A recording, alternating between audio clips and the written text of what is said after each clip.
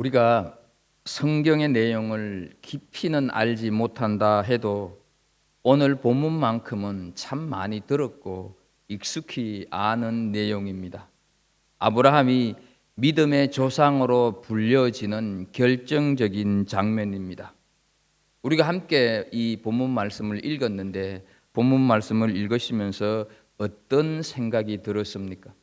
현대인들에게 이 말씀은 여러 면에서 좀 부담스럽습니다. 아들을 바치라는 하나님이 과연 윤리적이고 도덕적인 분이신가? 라는 질문을 먼저 해보게 됩니다. 하나님을 따름에 있어서 이렇게 비윤리적이고 반인륜적인 일도 포함이 되는 걸까? 이런 생각도 할 수가 있습니다. 또 자신의 아들을 바치기 위해서 모리아 산으로 가는 아브라함, 칼로 그 아들을 내리치는 모습에서 어쩌면 아브라함은 종교 광신자가 아닐까 이런 생각도 듭니다. 하나님을 믿는 기독교 신앙이 아들까지 죽여야 하는 어려운 일인가라는 질문도 하게 됩니다. 그리고 아들까지 바치는 모습이 과연 칭찬받을 만한 신앙의 행위일까 생각을 할 수도 있습니다. 그럼에도 불구하고 성경은 아브라함의 이 행동을 히브리서 11장 17절 말씀을 보게 되면 이렇게 말씀을 하고 있습니다. 아브라함은 시험을 받을 때 믿음으로 이삭을 드렸으니 라고 말씀을 해서 아브라함의 이 행동을 매우 귀한 믿음으로 평가하고 있다 하는 사실이죠. 그래서 우리는 이 말씀을 대할 때마다 큰 부담을 느끼게 됩니다. 나도 하나님을 기쁘시게 하기 위해서 무엇을 바칠 수가 있을까? 나라고 한다면 과연 아들을 바칠 수 있을까라는 생각을 하게 되고, 그렇지 못한 내 자신을 보면서 미안하기도 하고 부끄럽게 여겨지기도 합니다.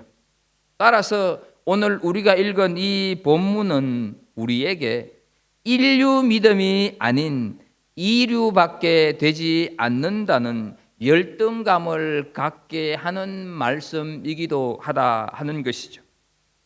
그렇다면 이 본문은 오늘 우리들에게 큰 열등감과 부담감만 느끼게 하시는 말씀일까? 본문 속에는 복음이 들어있지는 않을 것일까? 아브라함의 믿음만 부각되는 것 같은 이 말씀 속에 숨겨진 하나님의 은혜는 없을까? 라는 질문을 한번 해보게 된다 한 것이죠. 그렇습니다. 이 본문 속에는 부담감과 열등감이 있는 것이 아니라, 그것을 우리에게 주는 말씀이 아니라, 오늘 본문 속에는 하나님의 크고 놀라운 사랑, 은혜가 풍성히 담겨 있는 말씀이다 하는 것이죠.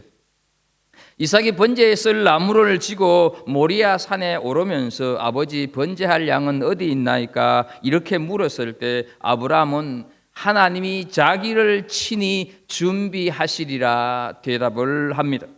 이 여호와 이레의 대답은 아브라함 생애에 찾아온 가장 큰 신앙의 테스트 앞에서 아브라함이 외쳤던 신앙 고백이다 하는 것이죠. 어떤 방법일는지는 모르지만 하나님의 능력으로 아들 이삭을 죽음 가운데서 다시 살리실 뿐만 아니라 이삭을 대신할 제물은 하나님께서 자기를 친히 준비하시리라 하는 것을 아브라함은 믿었다 하는 것이죠. 아브라함의 여호와 이레의 신앙은 세상을 구원하기 위해 아들 예수 그리스도를 어린 양으로 보내신 구속사의 결론이 되고 있습니다. 아브라함이 사랑하는 독자 이삭을 희생 제물로 드려야 했던 것처럼 하나님께서도 사랑하시는 아들 예수 그리스도를 십자가에 못 박아 죽게 하심으로 인류를 죄에서 구속하시는 것입니다. 이 십자가에서 드러난 인간 구원의 하나님의 사랑 이야기가 오늘 모리아산에서 하나님이 아브라함이 드리는 제사에서 나타나고 있다 하는 사실이죠. 그 사랑과 그 은혜가 어떻게 나타날까? 첫 번째로 이삭의 희생 속에서 펼쳐지고 있다 하는 것을 우리는 보게 됩니다.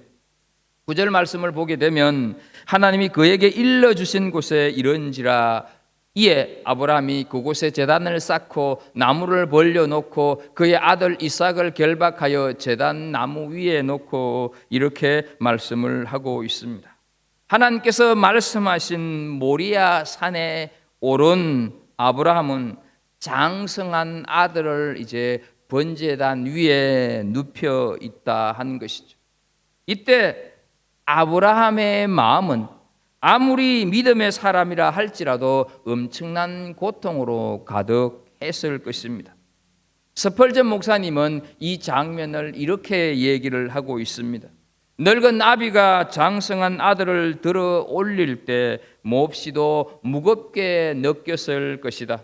그러나 자식을 죽어 바치기 위해 그 자식을 들어야 하는 아비의 심정만큼은 무겁지 않았을 것이다 라고 표현을 하고 있습니다.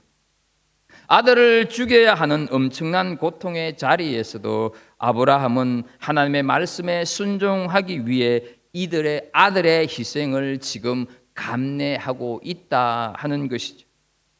여기서 우리는 이런 질문을 하나 해보게 됩니다. 꼭 독자 이삭을 희생시켜야만 했을까? 다른 방법으로는 아브라함의 믿음을 확인할 수 없었을까? 굳이 아버지가 아들을 묶어 놓고 죽이는 것을 보아야만 아브라함의 신앙을 확인할 수 있었을까 하는 물음입니다. 여러분들은 어떻게 생각을 하십니까? 지금까지 아브라함은 짐승으로 번제를 드려왔습니다. 그러나 이번에는 그 의미가 완전히 다릅니다. 왜냐하면 그 제물이 소나 양이 아니라 사랑하는 아들이기 때문입니다. 물론 하나님께서는 이삭을 죽이지 못하게 하시고 숫양을 제물로 삼았지만 이삭을 죽음 직전까지 가게 하셨습니다. 따라서 그 숫양은 이제 그 숫양이 아니라 이삭과 똑같은 의미로 다가오는 제물이었다 하는 것이죠. 이때 아브라함에게 한 깨달음이 생기기 시작합니다. 그렇구나, 지금까지 나는 너무 제사의 의미를 모르고 드렸구나. 양이나 소의 죽음이야말로 내 사랑하는 아들, 내가 가장 아끼는 것, 내 자식을 대신하시는 그였구나.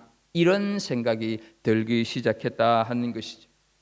이삭을 바치는 제사를 통하여서 오늘 하나님께서 우리들에게 교훈하시는 것은 제사는 단순히 짐승을 잡아 죽이는 것이 아니다 하는 것입니다.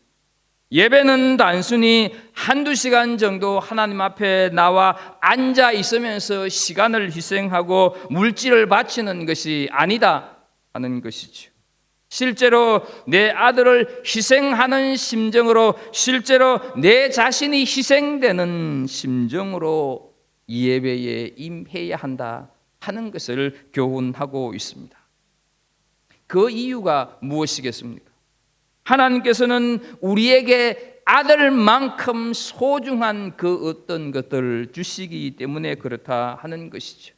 그것은 바로 하나님의 가장 사랑하는 아들이 흘린 그 피로 죽을 수밖에 없는 우리 한 사람 한 사람을 용서하시고 새로운 삶을 주시려는 것이다 하는 것이죠. 그래서 히브리서 9장 22절에서 하나님은 말씀하십니다. 피 흘림이 없은즉 사함이 없느니라 말씀하고 있습니다. 여러분, 우리 가운데 자식 중요하지 않는 부모 있습니까? 그것은요, 하나님도 마찬가지라고 하는 사실입니다. 하나님께도 예수님 역시 사랑하는 아들이었다 하는 것이죠. 예수님은 하나님의 아들이니까, 하나님의 아들은 영원하니까 죽어도 된다고 이렇게 생각을 한다면 큰 잘못이다 하는 것이죠. 하나님께서는 그 사랑한 아들 하나님을 죽여서 그 피로 우리에게 새로운 생명을 주셨다는 것이죠. 그것을 고백하는 것이 제사고 그것을 체험하는 것이 예배다 하는 것입니다. 지금까지 아브라함은 짐승을 죽여왔기 때문에 짐승이 죄를 대신한다고 생각을 했습니다. 그러나 이제는 다르다 하는 것이죠. 이제는 제사를 드릴 때마다 죽는 짐승은 하나의 상징일 뿐 진짜 희생되는 제물은 하나님의 가장 존귀한 아들이었다 하는 것이죠. 이 아들이 대신 죽고 우리가 구원 얻은 것입니다. 하나님께서는 우리의 예배를 통해서 그 희생이 조금이라도 재현되며 느껴지고 감사와 찬양으로 고백되어지기를 바라고 계신다 하는 것이죠. 그래서 아브라함에게 아들을 희생 제물로 정해 주신 것입니다. 오늘 제물은 너의 사랑하는 독자 이삭이다. 오늘 제물은 양이나 소로 안 된다.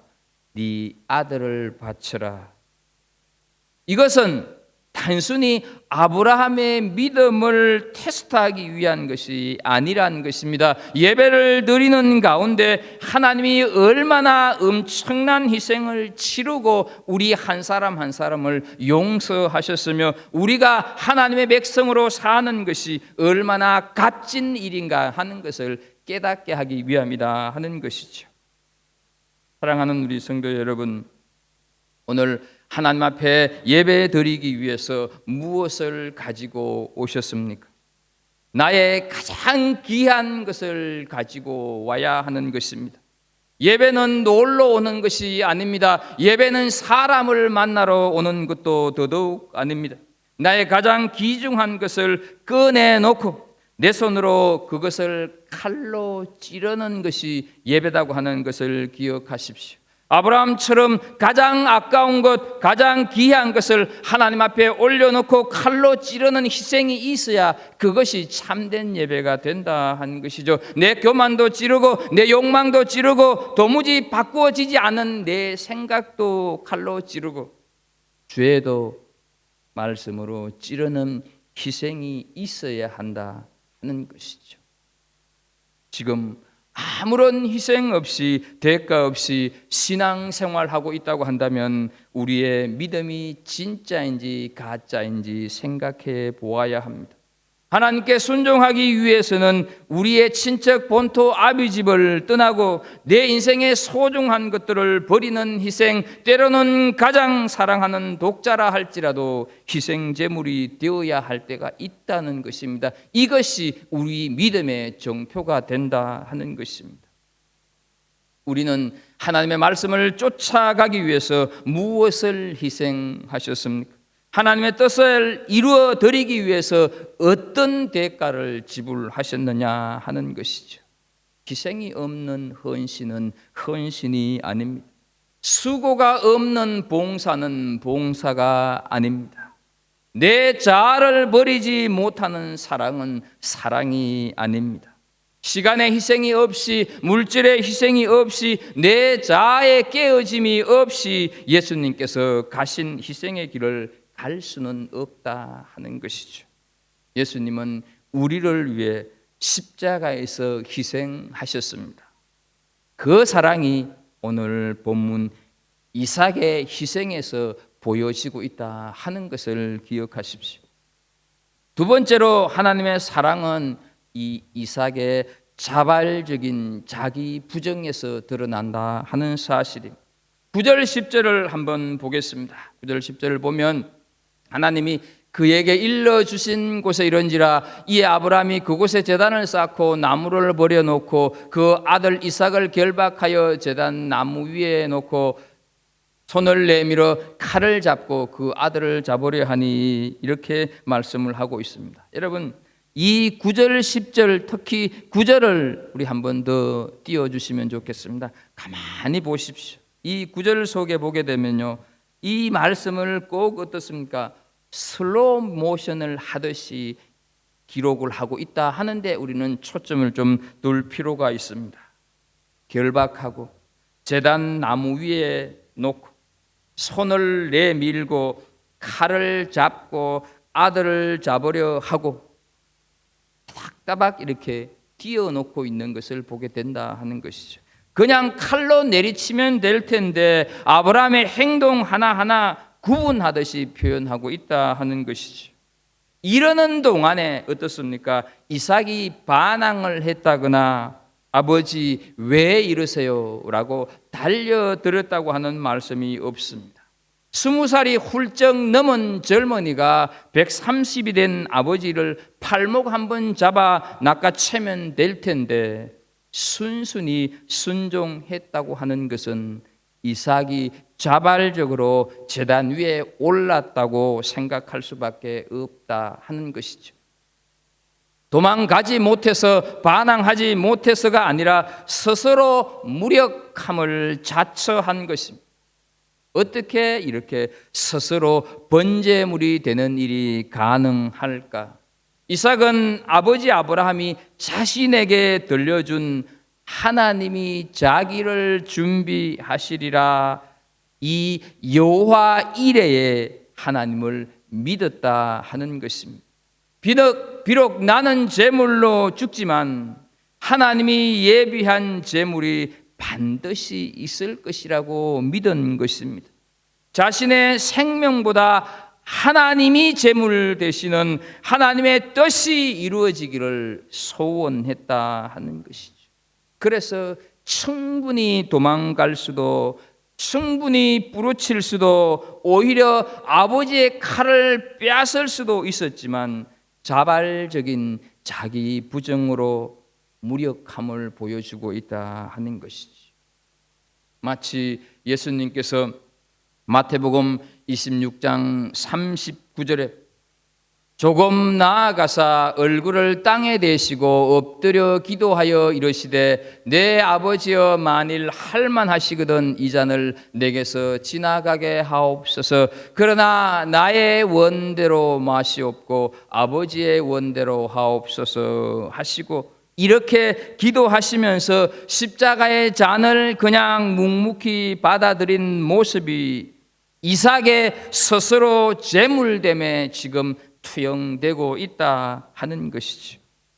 예수님께서 힘이 없어서 대적할 수가 없어서 십자가에 달려 죽임 당하신 것이 아니다 하는 것이죠.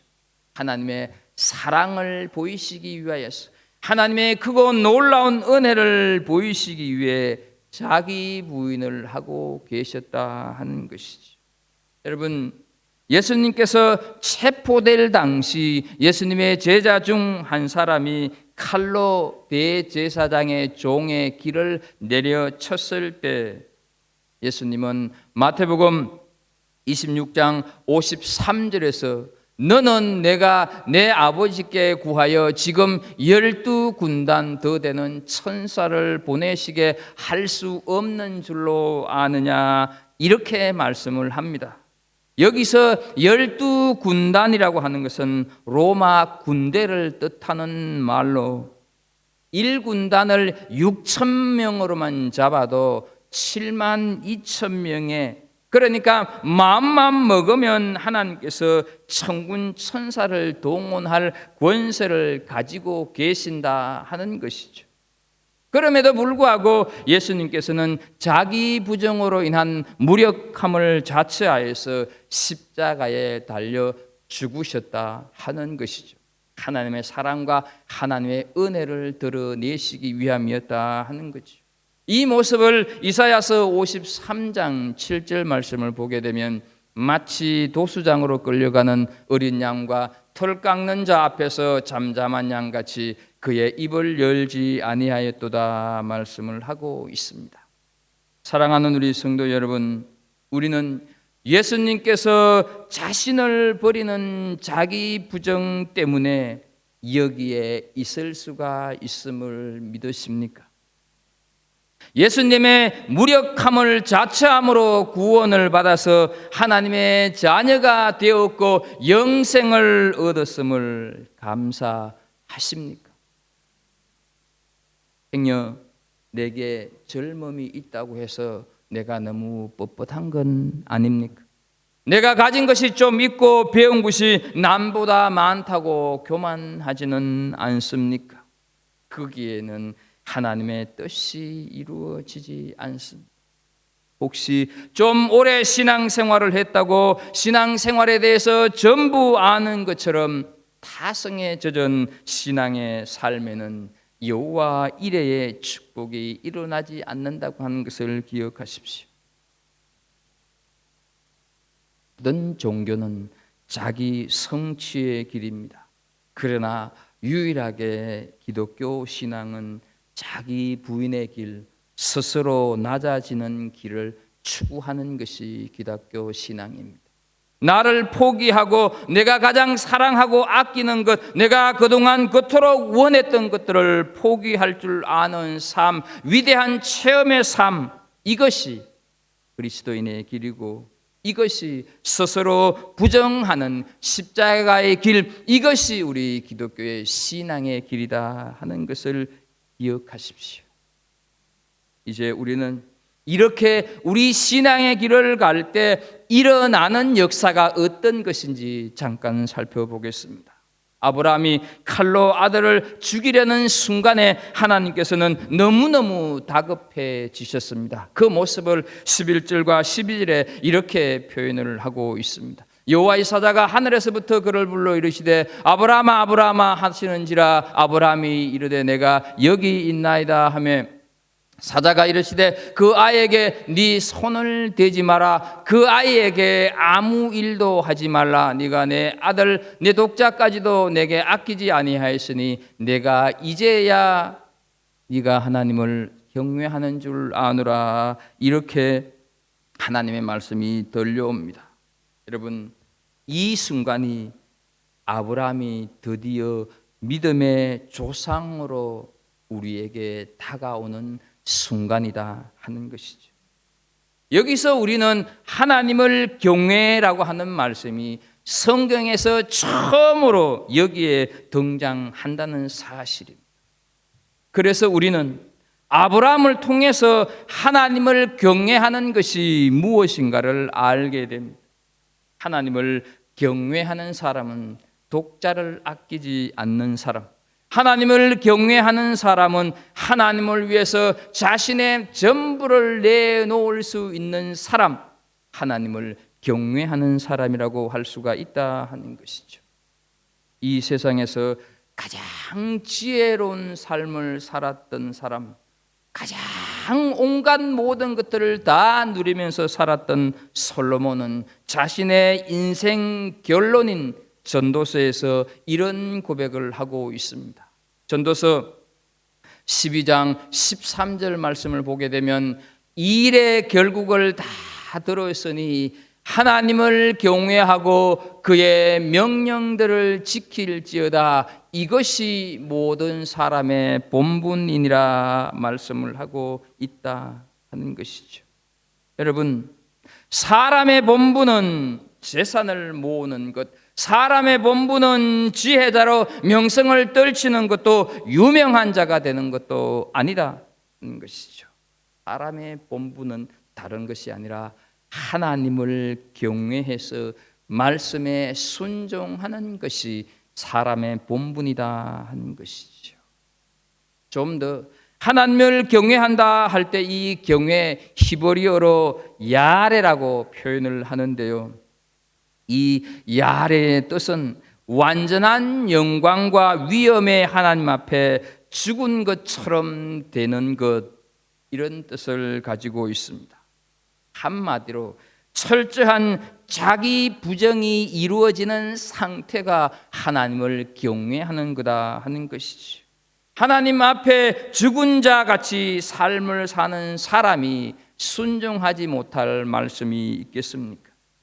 중요한 것은 우리가 예수님을 믿으면서도 죽은 자로 말씀에 순종하기보다는 십자가에 못 박혀 죽어야 할 자아가 살아나서 그 자아가 믿음을 지배하기 때문에 문제다 하는 것이죠. 그래서 예수님께서 마태복음 16장 24절에서 말씀을 하고 있습니다. 이에 예수께서 제자들에게 이르시되 누구든지 나를 따라오려거든 자기를 부인하고 자기 십자가를 지고 나를 따를 것이니라 말씀합니다. 철저한 자기 부정이 없으면 예수 그리스도를 온전히 따라갈 수 없다 하는 것이죠.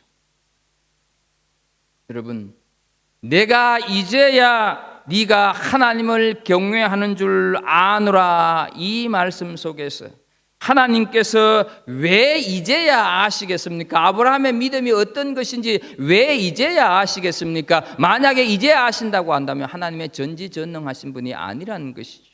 그런데요, 이미 하나님께서 그 전부터 아셨습니다. 그러나 그 믿음이 드러나는 것, 아브라함의 믿음이 이제야 증명이 되었다, 이렇게 표현을 하는 것입니다. 그렇다고 한다면 오늘을 살아가는 우리의 이제야가 무엇이냐 하는 것이죠. 우리가 아직 포기하지 못하고 붙들고 있는 것이 무엇이냐 하는 것입니다. 그것을 하나님 앞에 드릴 수 없다면 우리 인생의 이제야라고 하는 시간은 없다 하는 것이죠. 이제야라는 말씀에서 하나님께서 아브라함에게 원하신 것은 이삭이 아니었다고 하는 것을 알 수 있지 않습니까? 하나님께서 원하시는 것이 이삭의 믿음이었습니까? 아니면 아브라함의 믿음이었습니까? 그것은 아브라함이 절대적으로 말씀에 순종하는 사람으로 서는 것, 그것이 하나님이 원하시는 거였지, 하나님이 원하시는 것이 이삭이라고 하는 제물이 아니었다 하는 것이죠. 사랑하는 우리 성도 여러분, 자기 부정의 길을 가신 주님을 통해서 하나님을 경외하는 사람으로 세워지는 그런 하나님의 사랑을 깊이 체험하는 은혜가 있기를 축복합니다. 끝으로 세 번째, 하나님의 사랑은 여호와 이레로 나타나고 있습니다. 13절과 14절 말씀을 보겠습니다. 아브라함이 눈을 들어 살펴본 적 한 숫양이 뒤에 있는데 뿔이 수풀에 걸려 있는지라 아브라함이 가서 그 숫양을 가져다가 아들을 대신하여 번제로 드렸더라. 아브라함이 그 땅 이름을 여호와 이레라 하였으므로 오늘날까지 사람들이 이르기를 여호와의 산에서 준비되리라 하더라 말씀을 하고 있습니다. 하나님은 이삭 대신 숫양을 준비하셨습니다. 여호와 이레의 하나님이신 줄로 믿습니다. 아브라함의 순종을 통해서 하나님께서는 친히 자기를 준비하시는 십자가의 죽음을 예비하고 계셨다 하는 것입니다.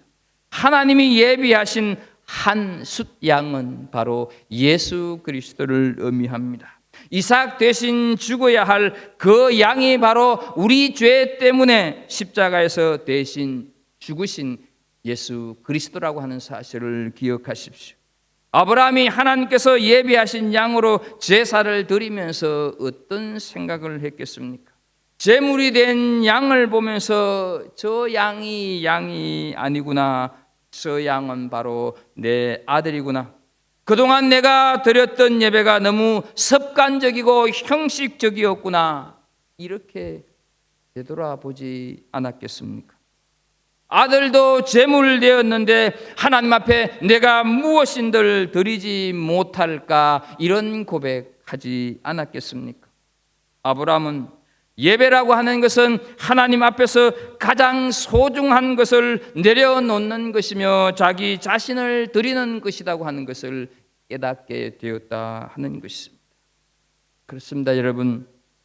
예배는 나의 전부를 포기하고 드리면서 내 자신이 죽이지 못한 것을 죽여나가는 것, 그것이 예배다 하는 것을 기억하십시오.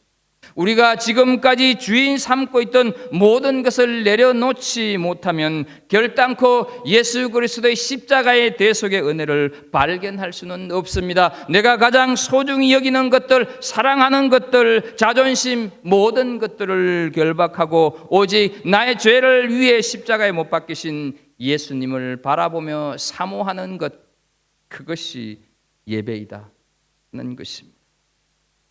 아브라함의 테스트는 이삭의 죽음을 전제로 출발해서 여호와 이레로 모든 사람에게 소망을 주시는 말씀으로 끝나고 있습니다. 아브라함처럼 말씀에 순종하는 사람들의 인생길에 필요한 것은 여호와의 산에서 준비된다고 하는 것을 믿으십시오. 그러므로 우리가 하나님께서 우리 자신을 테스트하실 때, 낭패를 겪게 하실 때 불평하거나 원망하지 마십시오. 하나님께서는 우리의 모든 것을 책임져 줄 수 있는 방법이 있다 하는 것입니다. 하나님께서 아브라함에게 이삭을 바치라고 하셨을 때 하나님께서는 이미 대책을 세워놓고 계셨지 않습니까? 그런데 여러분, 그 대책이 숫양이 아니다 하는 것을 기억하십시오. 숫양 한 마리를 믿고 그런 엄청난 요구를 하신 게 아니라는 것입니다. 하나님의 대책은 바로 하나님 당신의 아들 예수 그리스도가 대책으로 세워져 있었다 하는 것이죠. 숫양은 그저 그 대책을 보여주는 그림자에 불과하다 하는 것입니다. 하나님께서 우리에게 엄청난 요구를 하시는 것은 그만한 준비가 되어 있기 때문입니다. 하나님께서 내게 젊음을 바치라고 한다면 젊음이 이미 준비가 되어 있는 것입니다. 하나님께서 나에게 직장을 포기하라고 한다면 하나님께서 직장이 준비되어 있는 것입니다. 하나님께서 나의 상처를 건드린다고 한다면 불안하거나 염려하지 않기를 바랍니다. 하나님께서는 이미 깨끗하게 치료할 방법을 가지고 계신다는 것이죠. 하나님은 우리의 필요를 채워주시는 여호와 이레의 하나님이십니다. 그래서 히브리서 11장 40절 말씀을 보게 되면 이는 하나님이 우리를 위하여 더 좋은 것을 예비하셨은즉, 이는 하나님이 우리를 위하여 더 좋은 것을 예비하셨은즉 말씀을 하고 있습니다. 하나님께서는 우리에게 필요한 것이 무엇인지 알고 계십니다. 하나님의 산에서 준비해 주실 것을 믿으십시오. 하나님께서는 우리 한 사람 한 사람을 거기에서 영광스럽게 하실 거라고 하는 것을 믿으십시오. 인생을 살아가는데 필요한 것들은 여호와 하나님께서 내 자신이 번제로 드려지는 제단에서 준비가 되어지고 제단에서 공급되어지고 있음을 믿으십시오. 우리가 세상에서 그 누구보다도 치열하게 살아야 합니다. 그러나 우리의 그 치열한 삶의 노력이 결실을 맺기 위해서는 반드시 여호와의 산에 올라 나의 가장 소중한 것들을 내려놓고 하나님께서 원하시는 예배를 드려야 한다 하는 것이죠. 그때 하나님께서는 우리에게 여호와 이레의 하나님이 되어 주셔서 우리에게 있어야 할 것들을 다 채워 주신다 하는 것입니다. 우리가 드리는 이 예배의 한 시간이 아무것도 아닌 것 같지만 예배는 우리에게 있어야 할 모든 것을 공급받는 중요한 시간이라고 하는 것을 기억하십시오. 그래서 우리가 모인 이곳이, 그래서 우리가 함께 드리는 예배, 이곳이 바로 모리아산 정상이라고 하는 것을 기억하십시오.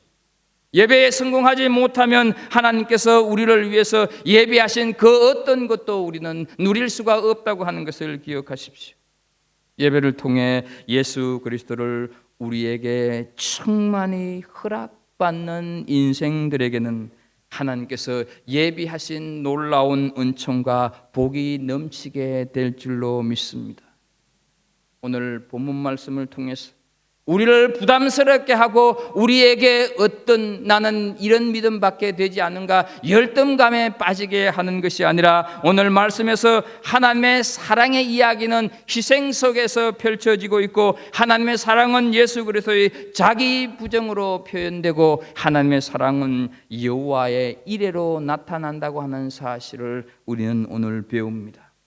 아브라함의 이삭을 드리는 신앙이 위대한 것은 그 예배의 결과가 아브라함뿐만 아니라 모든 사람들에게 여호와 이레의 복을 누리게 했다 하는데 그 예배의 위대함이 있다 하는 것이죠.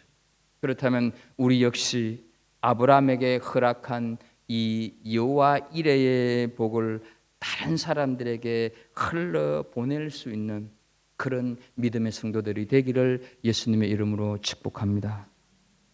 기도합니다. 하나님 아버지, 여호와 이레의 은혜와 사랑을 우리에게 알게 해주셔서 감사합니다. 하나님, 희생 없는 예배가 없고 자기 부정이 없는 예배가 없고 그렇게 희생과 자기 부정 속에 예배를 드릴 때 우리는 여호와 이레의 하나님의 놀라운 은혜와 사랑을 경험하게 됨을 배웁니다. 하나님, 세상 살아가는 동안 힘들고 어렵지만 하나님 희생하는 삶을 살게 해 주시고 자기 부정하는 삶을 살게 해 주시고 거기에서 여호와 이레로 함께 해 주시는 하나님 은혜와 사랑을 물씬 받아 누리는 우리 믿음의 성도들 다 되게 하여 주옵소서. 예수님의 이름으로 기도합나이다.